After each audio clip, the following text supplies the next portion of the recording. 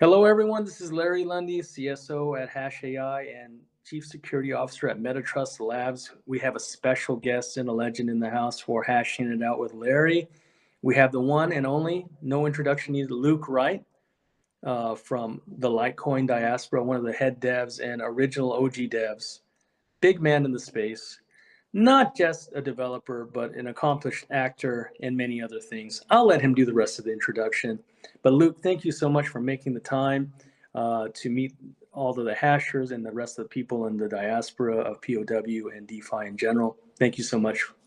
Yeah, thank you, Larry. Also, thanks Tactical for the connection here a few days ago, but appreciate it. Yeah, all the above is said. Developer on Litecoin for the past couple of years with the LTC20 protocol, ordinals, all things about that. The rediscovery of Bell's coin, primarily involved with that. All things connected back to Ethereum and the ENS, Ethereum name service days, all kinds of different stuff, waiting around, and here we are today. So I'm ready. Let's go over the Absolutely. points. Bringing hope back to Ethereum ecosystem on some form of a POW. And also, importantly, providing something that's proof of work that's accessible, that's not cost prohibitive, and Mm-hmm. also kind of is the logical successor to Bitcoin in the POW world as far as access and fractionalization. You don't have to worry about the complications of Satoshis or legacy data storage systems for like Bitcoin. So Litecoin is a big thing. And one of the big pieces of news that are kind of exciting to both Litecoin ecosystem and Hash AI is Litecoin is getting approved for an ETF and some other financial products that we'll get into later. But an ETF is amazing. And it makes, again, common sense because Litecoin's point of entry on the retail side is not, scary. You don't have to be a one percenter to buy it, right? Right. And secondly, on POW on ASIC miners and pool mining, it's a lot more affable and mineable because the block requirements are far less, speed, etc., and on an optimized EVM. There's numerous advantages on Litecoin, right? But I'll let you talk kind of about what's going on the first. Can you tell us about the new smart contract, what it's called, and the implications of Litecoin's new smart contract basis? So I'm assuming that you're referring to either the Litecoin, the virtual money is what they're doing, otherwise known as like Omni layer, and then also smart contracts that they're working towards Yes, on a secondary layer. So the way both. the Yeah. both okay, yeah. So the way that those are going to play into account is that's going to allow for very much closely simulations to the DeFi that protocols that we've seen on like Ethereum. We're talking more so atomic swaps, like on-chain atomic swaps. So not necessarily like a crazy order book, although you can have an order book and there can be a third party that provides these, but these are all like on-chain systems. And this is something that Litecoin has been striving for a while, and it's just becoming more and more clear. I think the features that have been getting pushed recently on some of the smaller UTXO chains, like Opcat or some of the other opcodes that Satoshi's and his original vision kind of had in Bitcoin but removed from Bitcoin, those are all doable technically today, and we're kind of leaning into those. I can't speak on behalf of the other people at Litecoin doing their jobs, but what we've seen from the third party people that are working are they're using these opcodes. I recently judged actually a competition along with the Litecoin Foundation for builders. It was the Bitcoin Olympics, which there was also the Litecoin Olympics that were involved with it. They had a team that was using these protocols, Opcat, to create basically decentralized DeFi applications and atomic swap order books. It was absolutely great. So this is something that's coming. It's coming quick with like the news that you said of like the ETFs. This is only going to progress and advance and push this development now that people see Litecoin as that commodity state, as that store of value, and now it's going to get more of a institutionalized look at. Not that it wasn't before. Like there was a Grayscale trust before that. Grayscale, if you look in the past year, not to get off topic, but Grayscale, if you look in the past year, has been just just swapping and just getting a ton of Litecoin. Well, they've been actually selling their Bitcoin off. They've been increasing their Litecoin holdings in their trust. And if we know anything about what Grayscale did a long time ago, I shouldn't say a long time ago, but little over a year ago, is they started the process to convert their trust to an ETF. So the Canary Group that is working with the Litecoin crew to get the ETF approved, that's just the start of the ETFs that are going to be rolling in. Now that the ball's rolling, we already know that Litecoin is a commodity. There's like no way it can't get approved fully. So it's quite hyped because that's just going to bring more developers, more builders. It might help speed up the development of consensus. I would say that consensus is a little bit easier to reach than on Bitcoin. So updates might be able to come faster in a more relative roundabout way. Uh, Obviously, you can't agree that the whole protocol of Litecoin itself can consensus on one exact thing at a given time. But there's no reason things won't get enabled on testnet, and other builders from third parties won't develop their layer twos, such and work on the Omni layer, work with smart contracts to bring everything that we've known on Ethereum or Solana or any of these smart contract coins and tokens to Litecoin, to where the ecosystem can thrive while still having a proof of work aspect. It's gonna be great. I'm super excited. I really am. Amazing. Yeah, it's just so much going on in Litecoin ecosystem, both in being able to provide a real world asset as well, providing a bridge between TradFi and DeFi. And Litecoin has been kind of one of the legacy, forebears after Bitcoin, and again, takes care of some of the mathematical and some of the compliance and also implementation challenges that Bitcoin had before. And we're so excited because at Hash AI, we're diversified on both ASIC miners. Our ASIC miners are also mining Litecoin. We're also mining some Caspa, but Litecoin is the most exciting besides Bitcoin. Obviously, Bitcoin is one of the foundations of the space as a whole, but Litecoin is super exciting because again, barrier of entry is reduced, cost of entry on a retail market solved, and also diversification of applications and platforms for Litecoin as a whole. What kind of impact could you see? As you know, Hash AI has 1,000 GPU facility that it can be used for compute, hash, or nodes. And also we have quite a large ASIC miner facility in Ethiopia and in Asia and in the UK. How could you see that being in collaboration with Litecoin, since you're a Litecoin Foundation stalwart? And also you kind of been in the game long enough to know what kind of implementation could we expect from Litecoin and Hash AI? What could you see as a practical application moving forward? Yeah, Hash AI is in that unique stance where it has the diversification that not a lot of mining companies or companies in that genre have. Normally, they're stuck with one or the other, whether they're ASICs, whether they're GPUs, vice versa, phones, even in my case. But this is where Hash AI can separate itself, and I think it's good simply because you can use those GPUs, like you said. Technically, you can still mine Litecoin with your GPUs. Sure, it's not going to be like mining with an ASIC, but it's not to say that you can't run those smart contracts for layer twos using IPFS, running nodes, using Docker and containers, using all of the resources that you have in a present day situation.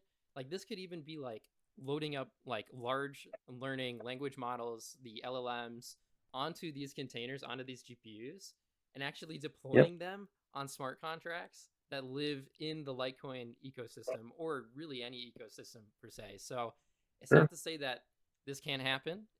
I'm sure it will happen. I'm sure somebody's working on it right now. Again, I can't speak on behalf of the Litecoin Foundation, but I do know that they've been pushing all these builders. They have programs. They actually just set up a grants program. I don't know the link off the top of my head, but if you're a builder and you're trying to get funding or you want some support, the Litecoin Foundation just set up just Absolutely. a donation pool where they can give grants to you, help support you in your building. So if you're doing something along those lines, like it's a really good step that we don't see in a lot of communities and a lot of ecosystems. So the grants are there directly from the foundation. So it's like you're working with them to provide whatever you can in the future. And like Hash That AI's intro, or go ahead. Oh, I'm sorry. That sounds bullish to me because, Mm-hmm. uh, like you said, unlike many other protocols or ICOs or communities or companies, we own all of our infrastructure and we're compliant both license-wise and policy-wise in That's the right. UK. In the UK, yeah. You and I had discussed, yeah. So we have a rare gem in that we have a license both for compute hash and crypto in data in the UK, and we're also incorporated in the Emirates as well. But I'm bullish on that. I would love for Hash AI, and you heard it from someone from Litecoin Foundation here, not representing all of Litecoin Foundation, but just saying potentially that we might be able to work on Litecoin ecosystem on a grant, and but we definitely have a much more sharpened proposition to enter that school of thought or that conversation. By all means. So Hash AI is a front runner, I think, in respects to all of the things that are happening at Litecoin. So bullish on Litecoin. You guys are definitely aware, like having the diversification ready and knowing that, smart contracts, the layer twos are coming. Also knowing that Litecoin isn't going away. It's the silver to Bitcoin's gold still. It's been around the block. It's been here early. Like, for example, myself and what newcomers, like when they look into the space, like from a traditional standpoint, when I say traditional, I'm talking traditional FI, so TradFi a little bit, is you look at Bitcoin as the stable, and then instantly you go, okay, what's next? Like, what's next? And then you happen to find Litecoin, which has a 100% uptime rate for over a decade. Like, none of the other chains have this like up rate of 100% for this long. Even Bitcoin, believe it or not, Litecoin actually has them beat in this area. Looking at that from a TradeFi perspective is amazing, because now you're going to see, okay, this is what the normal people might look at, and now they're going to see, okay, ETF. They're going to maybe put some more of the resources into what's next up. And I'm not going to say Litecoin's dead. Litecoin is very much alive. It's flourishing really in these last couple of years, even though people are like, oh, the price isn't where it's at. The price just hasn't been found yet, and all these big institutions are going to sweep it out from under your feet. But the price has never gone down. That's the thing. It's always just been at a stable point until the conditions were right. And it's really close to home for me because I got my start in DeFi in Litecoin. When Litecoin first came out, I remember when Litecoin was being given away, if you took a survey, and it was just amazing to me, just like Bitcoin, that you could get a digitized asset on a block that was worth money, real money. Of course, I bought pizza and played fantasy football. And even on Litecoin, I would like trade for like different video games or, movies, etc. with Litecoin as well. But I held on to quite a bit of Litecoin as well because I started mining it. And that's where I really got I cut my teeth on not just DeFi, but proof of work based on Litecoin being the next big thing. And let's make a unit comparison, right? Mm-hmm. Both on Ethereum and Solana. Solana had 40% of the flexible liquidity of the whole market because of its casino, right? And Ethereum is still 30 or 40% of the volume of the day-to-day trading, right? Because it's the basis for so many different protocols and EVMs, right? But Ethereum ETFs haven't been fully approved. There are a couple that are stationary. Mm-hmm. Solana ETF, they try to continue to push the narrative, but Litecoin ETF is happening, right? That is a huge conveyance of confidence. And again, like what you talked about, Grayscale liquidating many of their other proof of work assets to capitalize on Litecoin's relative. It is a scarce commodity, and it's also ultra deflationary in mechanism, like Bitcoin. But the barrier of entry and the buying pressure or the sell pressure is not there, based on point to point. Especially for the retail client, right? Yep. So for us being a POW mining ICO protocol, and with Litecoin being Litecoin, just like we wax poetic about it, but these are just facts, though, man. And so excited that I could talk to you, Luke. It's you're an OG in the space. I've been in the space quite some time myself, but for Hash AI to be able to have the opportunity to talk to a legend from Litecoin Foundation like yourself is amazing, and we look forward to just working with Litecoin and being continuously integrated into it, be it our ASICs or our GPUs and our compute or our hash, and then finally also adopting some of the smart contracts and being able to provide homes for some of the smart contracts and the diversified products from Litecoin in the future. Super bullish. Oh, much so. Not from just an ICO level, but from a whole chain, proof of work token, a commodity, but not just that. a technology aggregator.